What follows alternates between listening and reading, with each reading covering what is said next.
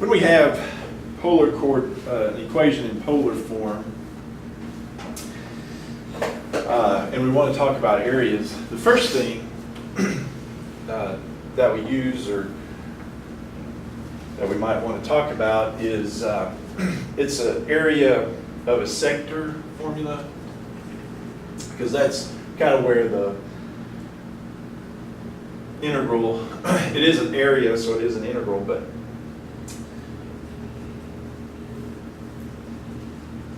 the formula for this comes out of the area of a sector of a circle. And when we talk about a sector, what we mean by that is just, part of a circle. Kind of a piece of the slice of the pizza there, I guess you might say. Yeah, it turns out that area, if you want to compute it, it's 1/2 the radius squared times theta, which theta is the angle that covers. So this angle right here, that's theta, and of course r is the radius there. And so that area is 1/2 r squared times theta, and we can go through the derivation of that, but that's what it is, okay? It's 1/2 r squared theta. Probably not one they've used very often, but that's where this formula for areas and polar coordinates comes from. All right, now, when I have a polar equation, r equals f of theta, whatever that looks like, we'll just make it kind of weird looking, but if I want, so this is, it doesn't really matter where you start, let's just start. All right, so that's where we are when theta, so this is r equals f of theta. That's kind of a weird shape, but this is theta equals alpha, a, whatever. And what we're going to compute is a little different than the area we're used to. We're used to the area between the curve and the x-axis. Well, that's not what you find when you do the integral of these polar equations, polar functions. What you do is you start at an alpha, which, wherever it is, and then you go to another angle, call it beta. And the area that you find when we do this is this area that's swept out from theta is alpha to theta is beta. That's the area you find, okay? We're going to find that area.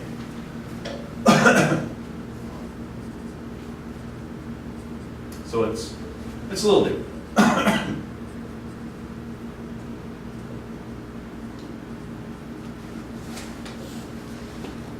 So the best way to think of it, like I said, is it's an area that's swept out by all of these angles theta. So we're sweeping that across there from theta is alpha to theta is beta. Okay? Now what we do is, it's kind of like we did with the rectangles where we made them smaller and smaller incremental rectangles. Well, but in this case, we make them smaller and smaller incremental sectors, because what we do is we divvy this up, mess my whole thing up, but you just break this up into sectors. So we go from, say we want, how many ever sectors, let's go divide it into 3 sectors maybe. So I would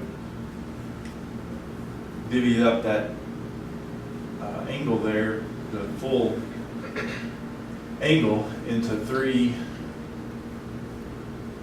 pieces.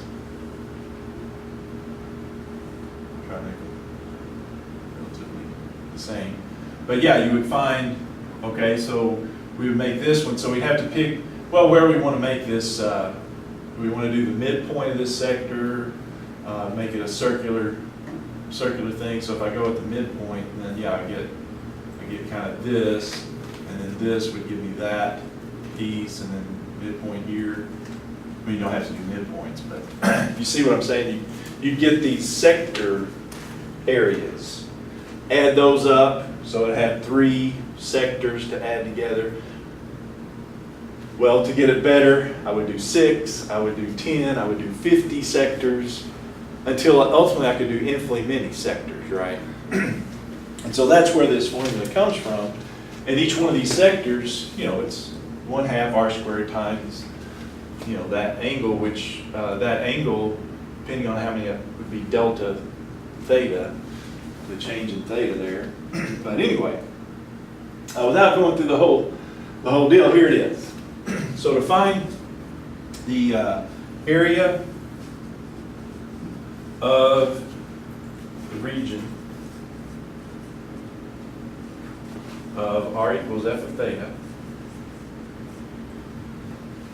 from, and I just use A and B, theta equals A to theta equals B.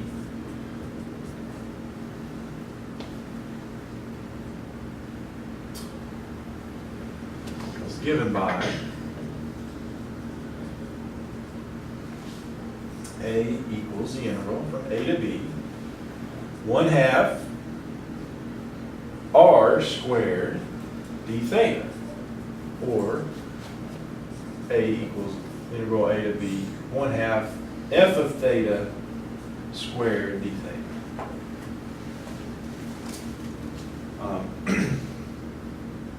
Yeah, I don't think it's hard to see there where that comes from, because like I said, it's 1/2 r squared theta, which theta is delta theta in this case.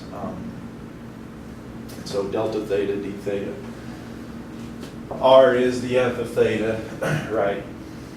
That's what the radius is, it's f of theta. So yeah, I don't think it's that big of a jump there, hopefully, to see.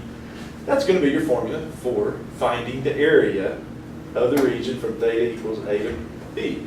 So it's an area not between the curve and the x-axis, it's the area swept out here from whatever your function is.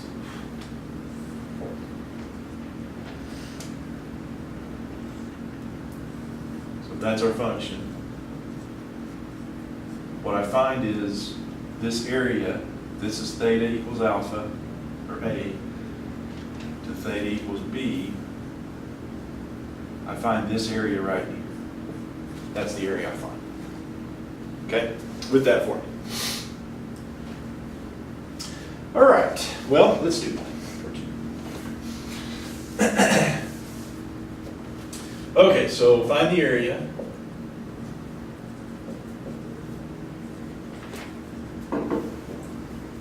R equals square root of 2 cosine theta.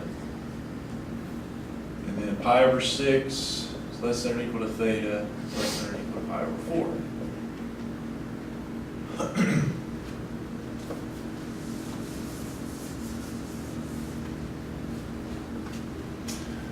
Well, there's our f of theta, so, and there's our theta angles, that's A and B. So it'd be the integral from A to B, so it'd be pi over 6 to pi over 4. 1/2 r squared, so it'd be square root of 2 cosine theta squared d theta.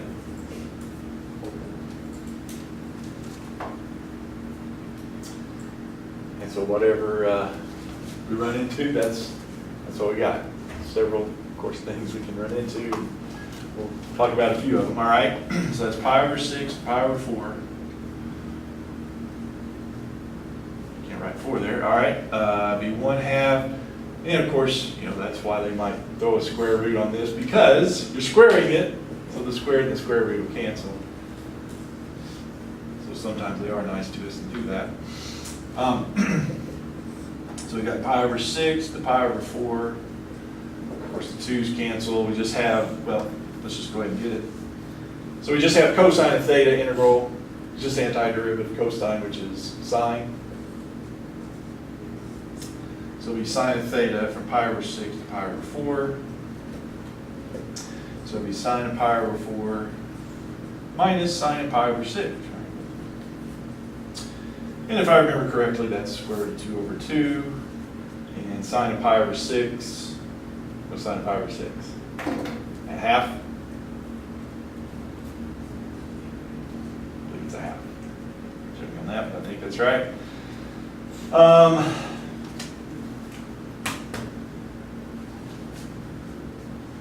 Pull off a half. I don't know how they want it, but that would be, you can't really combine that, but either way. What happened to my 2? Oh, I see what I did. I did a different problem out of my paper. All right. All right? Is this okay?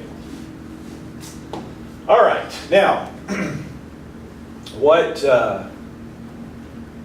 area have we found? Because that's another important thing. It's important to understand what it is you find, because some of these, it won't be quite as easy. I mean, it was pretty cut and dry here. So understanding what area we found here is.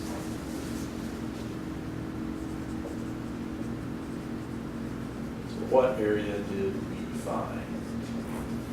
Well, of course, it's tied in with that square root of 2 cosine theta. All right, so square root of 2 cosine theta graph looks like this. Oh, yeah, I don't want that. I'm still on the big window. Yeah. Let's see. Let's go back to the standard window. All right. Oh, I want to zoom in a little bit to that.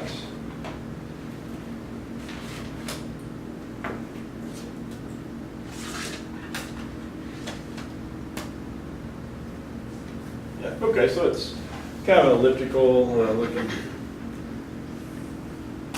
We overlay the x and y axis on here.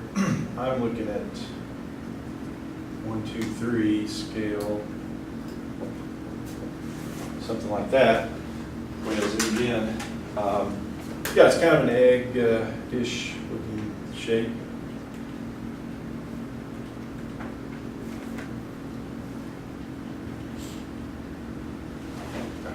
Something like that.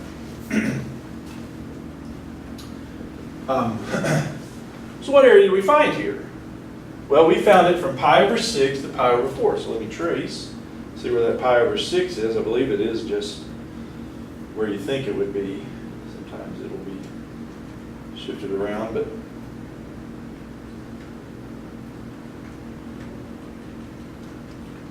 pi over 6 is here. About where you think it would be. So pi over 6, I'm right there, and then trace that to pi over 4. Yeah, so pi over 4 is here. So I found this area right here. It's the area swept out from pi over 6 to pi over 4. So it's swept. The area swept out there. Okay? Sound all right?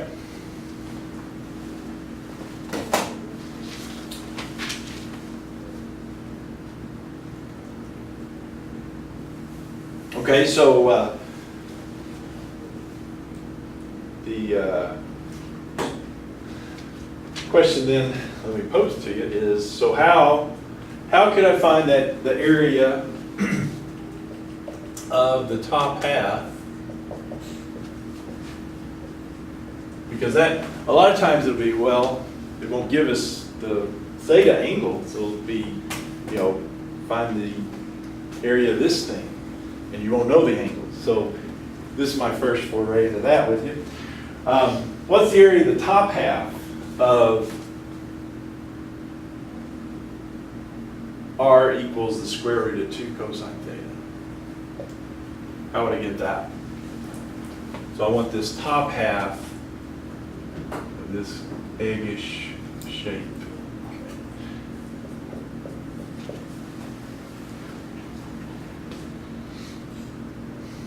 I guess there's several ways, but I would just sweep out from where to where. Start at this angle 0, and then sweep it all the way until I get back around to this point. Pi over 2. Pi. A little debate there. How would I know?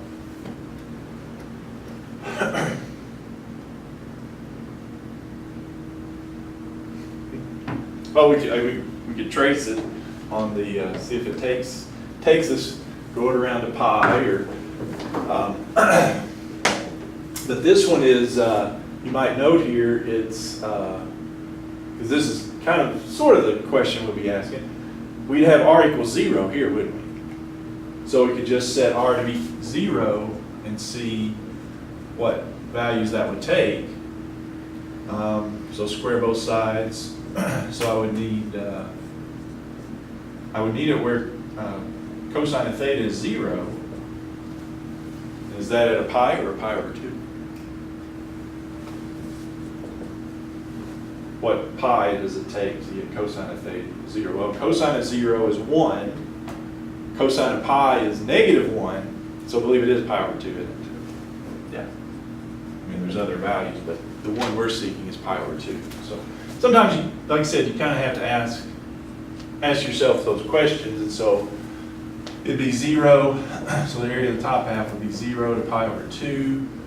1/2 of the square root of 2 cosine theta squared. Theta, which we already know is sine of theta. But here we go from 0 to pi over 2. So it'll be sine of pi over 2 minus sine of 0, which is 0. Sine of pi over 2 is 1, so how about that?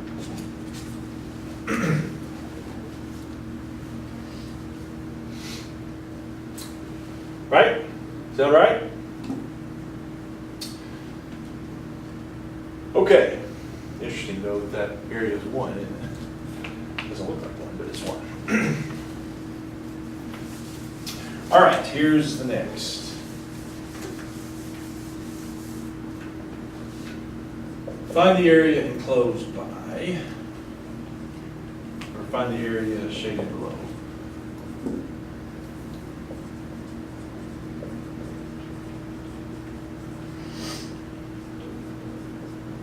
For it's a cardioid, r equals 2 parentheses 1 plus cosine theta.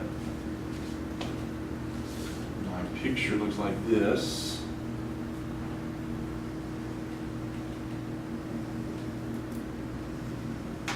This is a cardioid. We talked about the shapes last time, but so it's a cardioid, but I want this area right here.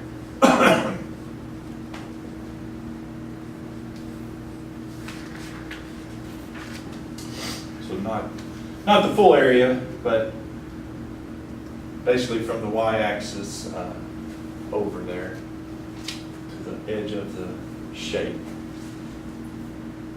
So that's what I'm saying. Sometimes you don't know those theta values. So that's what you have to figure out for yourself. What are the theta values I'm talking about here? Well,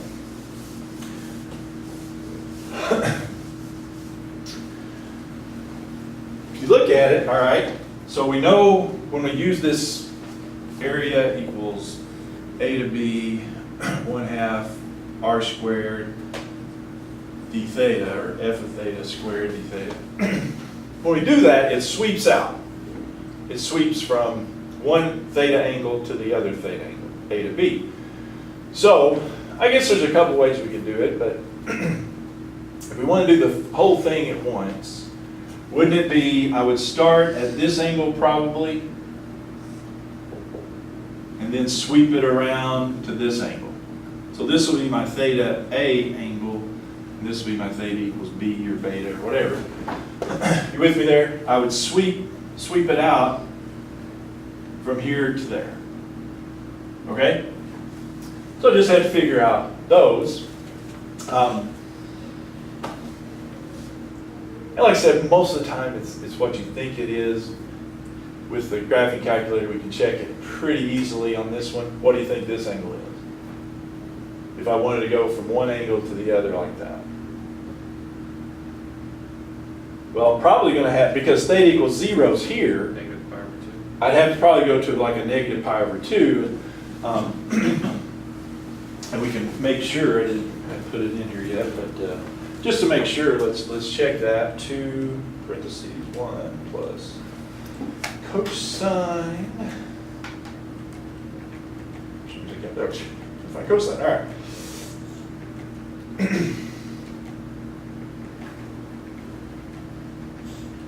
Yeah, and then just trace over, let's see, negative pi over 2.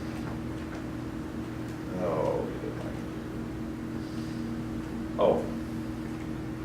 Yeah, so here, the problem I ran into was it didn't have a negative pi over 2 yet on it because it was going from 0 to 2 pi. So it had started here and gone around.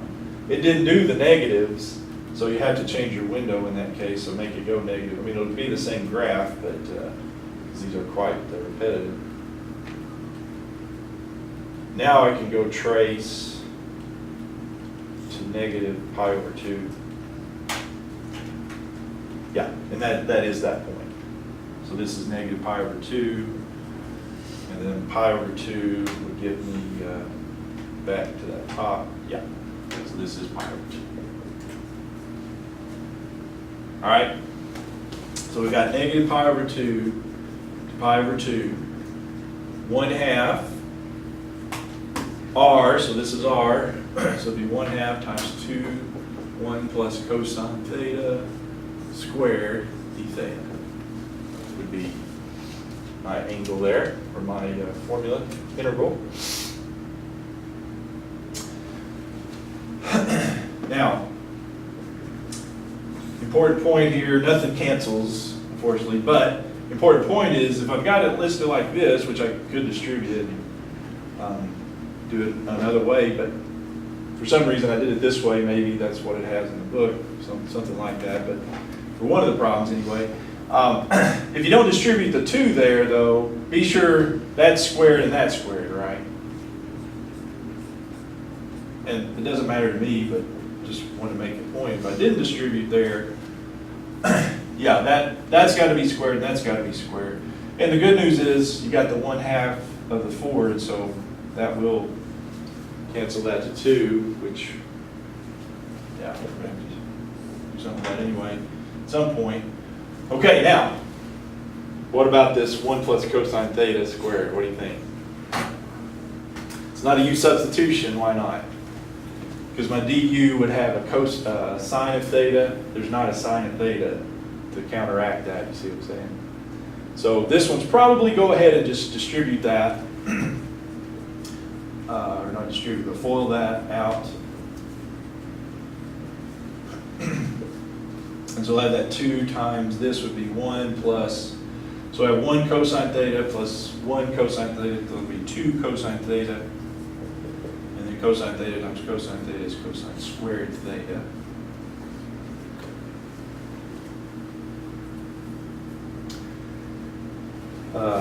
Let's just go ahead and, I think this 2 will help us somewhere along the way. So let me go ahead and distribute the 2.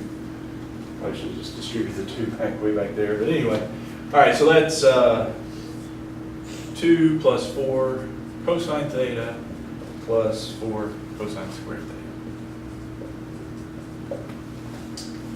So now, out of those 3, because it's adding, so it's 3 different integrals. Would be plus 2 cosine theta. 2 cosine theta. Let's check it. All right. Is that better? Now, out of these 3, since they're all plus, 2 of them are easy, aren't they? This integral of 2 d theta, that's going to be easy. The integral of 4 cosine theta d theta, that's going to be easy. The only one that's sort of hardish, more complicated, however you want to phrase it, is that one right there, cosine squared. These 2 are easy. This is just 2 theta, and that's 4 sine theta, antiderivative. So that leaves this one as our only real stickler there, sticky point. You remember how we do squared ones? It's been maybe a day or 2 since we did that. The double angle Yeah, use the double angle identity. Yeah, it's on the sheet. Yeah, for cosine squared, we use, it's 1/2 plus 1/2 cosine 2 theta. Yeah, change that cosine squared to the double angle for cosine there. And yeah, that 2, like I said, that 2 helps us out a little bit.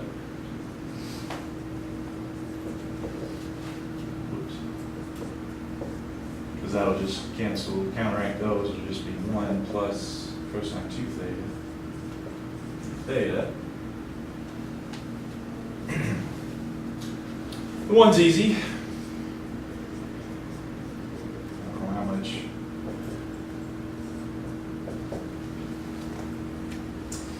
Let's just, so 1 antiderivative be theta. That then leaves this little integral, which is now your substitution in. U equals 2 theta, du would be 2 d theta. So du over 2 would be my d theta. Oh, got theta plus theta, let's make that 3 theta. Plus 4 sine theta. Plus this integral, now we've got cosine of u times du over 2. So that's just 1/2 cosine of u, so that's an easy now integral. It's 1/2 cosine u, so that would be sine of u. But u is, go back to 2 theta. Right? So far so good? All right, so what we're, didn't write our, the limits dropped off way back here, so we're back to those. Negative pi over 2 to pi over 2.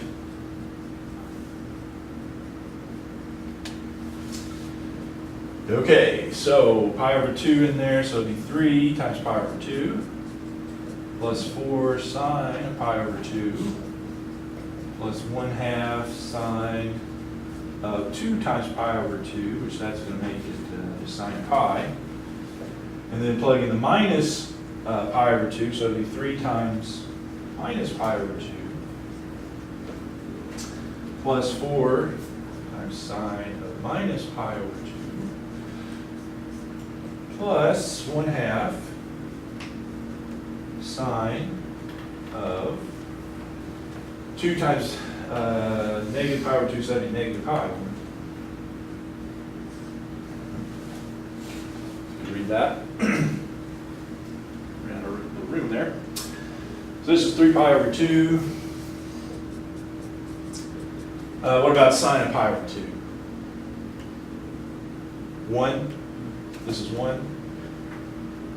So it's 4 times 1, so that's 4. Sine of pi, 0. Isn't it? Sine of pi is 0. So that term goes to 0. Minus a negative 3 pi over 2.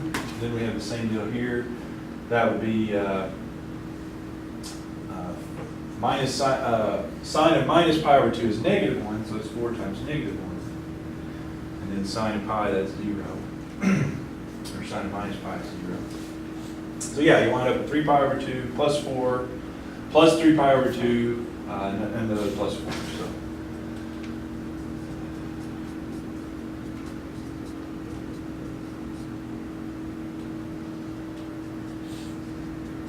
Right, because that's minus 4, but it's minus 4. So. 6 pi over 2 plus 8, which is 3 pi plus 8. How's that sound?